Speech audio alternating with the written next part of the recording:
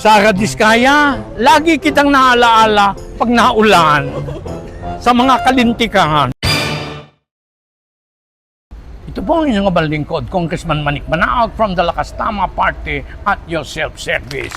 Gusto ko lang mag-shout out kay Sara Diskaya.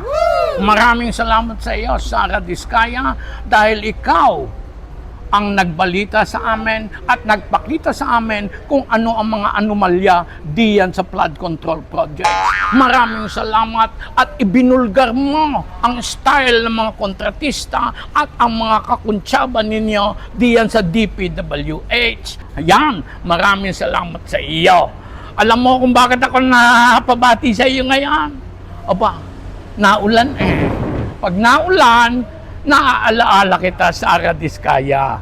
Kanya, mabuhay ka. Sana'y hanggang Pasko na laang ikaw diyan. Himas rehas. Happy, yes.